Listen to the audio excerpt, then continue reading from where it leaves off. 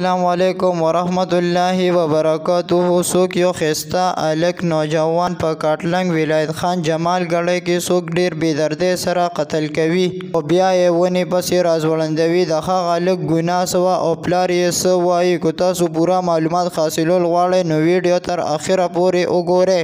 که ویډیو هم خوښه شوه زموږ روشنی کلیک سبسکرایب کړئ او بره ټلۍ نشان ووهئ. نور معلوماتو دپاره به تاسو ته ډیر په اسانتیا سره ویډیو راځي. په کاټلنګ کې ولایت خان جمال ګړی کې څوک یو ښایسته هلک ډیر بېدردۍ سره قتل کوي او بیا یې ونې پسې راځوړندوي. د هغه هلک ګناه څه وه؟ هغه هلک چا سره مینه نه کوله، ډېر زیات اوران ګرځېدو. پلار یې وایي چې زما زوی خو ډېر سم و، مدرسې ته به م تلو، زما زوی نه چا سره ګرځېدو، هغه به کور کې ناست و، کله ناکله به لږ رنګې بار ته ووتو. زما زوی چا سره ډېر نه ګرځېدو، زما زوی به مدرسې ته تلو، هغه به سکول ویو.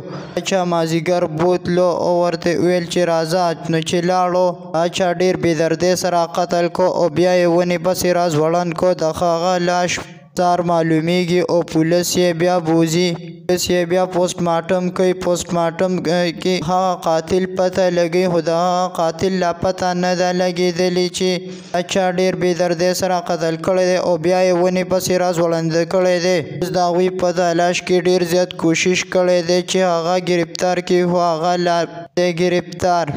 پلار یې ډېر زیات ژاړي او پلار یې وایي چې زه انصاف غواړم، انصاف پکار دی. کوم ظالم داسې ډېر بېدردۍ سره قتل کو او بیا یې ونې پسې راځوړند کو. پلار یې وایي چې زه انصاف غواړم.